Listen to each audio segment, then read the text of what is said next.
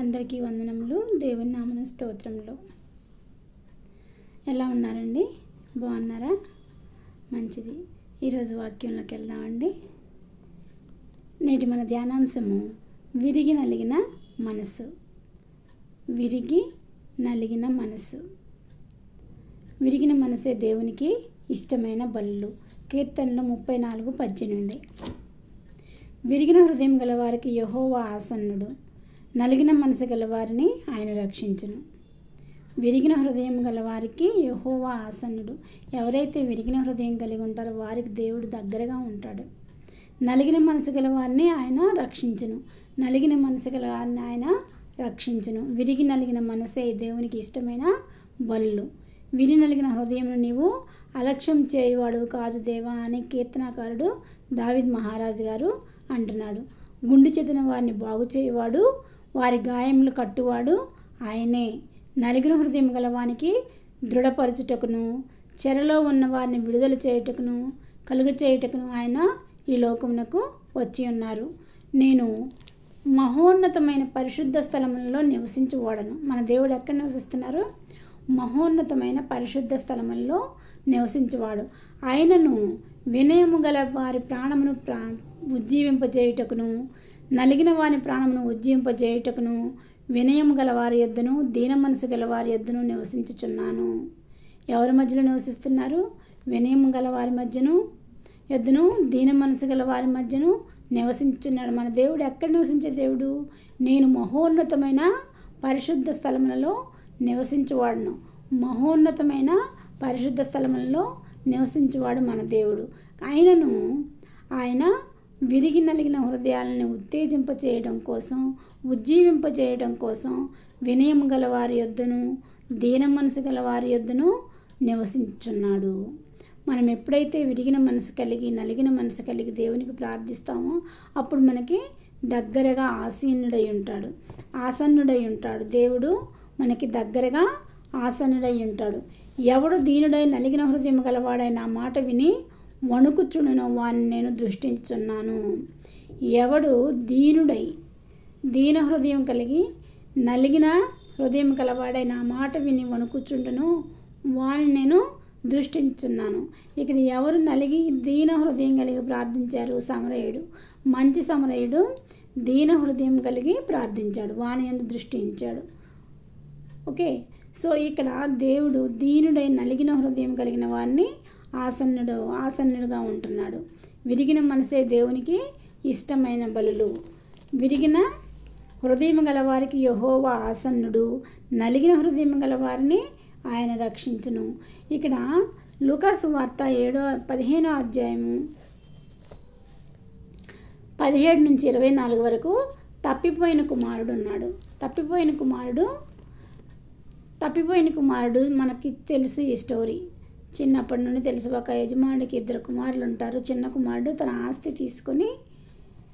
ఆస్తి మొత్తం తీసుకొని దూరదేశంలోకి వెళ్ళి ఫ్రెండ్స్తోనూ ఇష్టం వచ్చినట్లుగా ఆ దుర్వ్యాపారం చేసి ఆ డబ్బులన్నీ కూడా ఆస్తి మొత్తం అవజేసుకుంటాడు.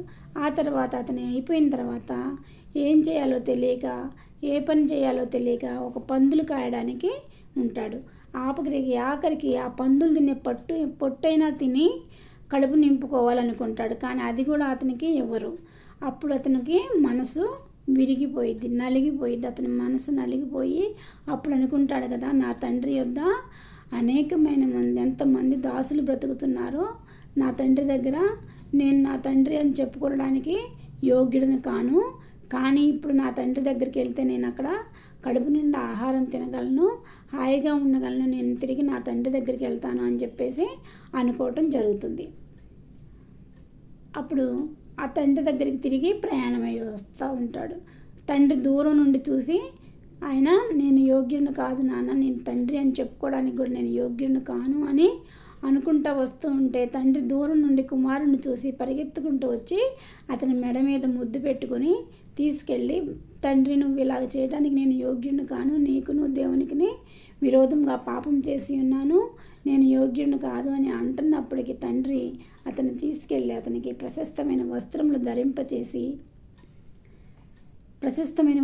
ధరింపచేసి ఉంగరం తొడిగించి అతని కొరకు ఒక కొవ్విన దూడను విందు చేయించి సంతోషంగా విందు జరిగిస్తాడు. ఇక్కడ తప్పిపోయిన కుమారుడు విరిగి నలిగిన హృదయంతో తండ్రి దగ్గరికి చేరుకున్నాడు కాబట్టి తండ్రి అతని మీద దృష్టి ఉంచాడు. అలాగే ప్రియులారా, మనం కూడా విరిగి నలిగిన మనసుతో ప్రార్థిస్తే మన ప్రభు అయిన యేసు ఆసన్నుడిగా ఉంటాడు.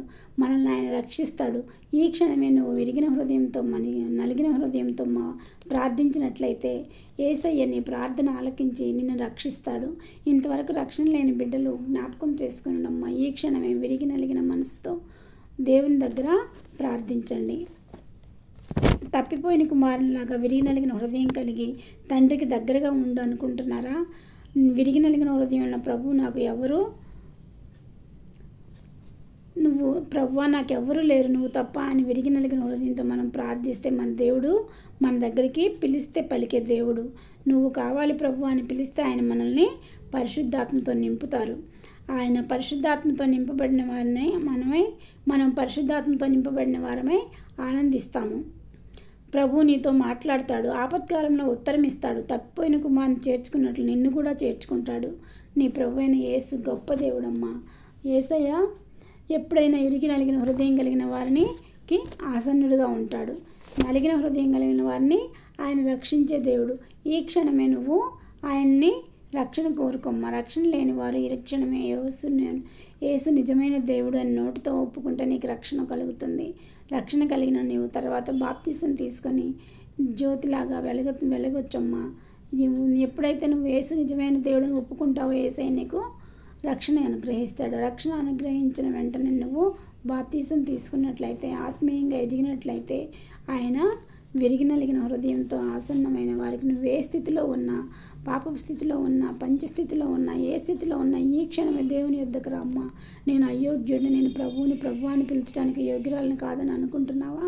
యోగ్యురాలని కాను అని అనుకుంటున్నావా? ప్రియబిడ్డ, ప్రభు అయిన యేసు ప్రతి ఒక్కరిని పిలుస్తున్నాడు. ఆయన రోగుల కోసమే ఈ లోకంలోకి వచ్చాడు కానీ వైద్యుల కోసం కాదమ్మా. కాబట్టి ఈ రాత్రికాల సమయంలో విరిగి నలిగిన హృదయంలో ఈ తప్పిపోయిన కుమారుడిలాగా యేసయ్య చెంతకు రమ్మ. నువ్వు నా ప్రభువా నా దేవా నాకెవ్వరు లేరు నువ్వు తప్ప అని ప్రార్థించినట్లయితే, యేసయ్య నిన్ను వేడుకున్నట్లయితే నిన్ను యేసయ్య ఆశీర్వదిస్తాడమ్మా. తీసుకోమ్మా. యేసయ్య దగ్గరికి నడిచి యేసయ్య బాటలో నడవలసిందిగా కోరుకుతున్నాను. విరిగిన మనసే దేవునికి ఇష్టమైన బలులు. దేవా, విరిగి నలిగిన హృదయం నీవు అలక్ష్యం చేయవాడవు కావు. గుండు చెదరిన వారిని బాగు చేయవాడు, వారి గాయములను కట్టువాడు, నలిగిన హృదయం గల వారిని దృఢపరచువాడు, చెరలో ఉన్న వారిని విడిపించేవాడు. నువ్వెట్టి చెరలో ఉన్నావో, అప్పుల బాధల చెరలో ఉన్నావో, వివాహం కాలేదని చెరలో ఉన్నావు, ఏ చెరలో ఉన్నావో నిన్ను విడిపించే దేవుడు. ఈ క్షణమే ప్రార్థించమ్మా. విరిగి నలిగిన మనసుతో యేసయ్య సంతకు రా. యేసయ్య నీ చింతలన్నీ తీరుస్తాడు. విరిగి నలిగిన హృదయం కలిగిన వారికి ఆసన్నుడు. విరిగి కలిగిన హృదయం కలిగిన వారిని ఆయన రక్షిస్తాడు. నలిగిన హృదయం కలిగిన వారిని ఆయన రక్షిస్తాడు. విరిగిన మనసు కలిగిన వారికి ఆయన ఆసన్నుడు. ఆయన విషయంలో ప్రాణం ఉజ్జీవింపచేయుటకు, నలిగిన వారి ప్రాణం ఉజ్జింపచేయుటకు ఆయన వినయం గల వారి యొద్ద, దీన మనసు గల వారి యొద్ద నివసించుచున్నాడు. నీ యొద్ద నివసించుచున్నాడమ్మా. యేసయ్య గొప్ప రక్షకుడు. ఈ రక్షణ ఇదే అనుకూల సమయము. ఈ సమయాన్ని సద్వినియోగం చేసుకోండి. ఈ సమయంలో ఈ క్షణమే విరిగి నలిగిన హృదయంతో ప్రభు అయిన యేసు సన్నిధికి వచ్చి ప్రార్థించి రక్షణ పొందవలసిందిగా కోరుకుంటూ ఈ చిన్న వాక్యాన్ని ముగిస్తున్నాను. నా వాక్యం మీరు ప్రతిరోజు వినాలనుకుంటే సబ్స్క్రైబ్ చేసుకోనండి. చిన్న ప్రార్థన చేసుకుందాం. సర్వశక్తి మిక్కిలి కృపగలన ఘనమైన యేసురాజు, మీ పాదములకు స్తుతులు స్తోత్రములు తండ్రి.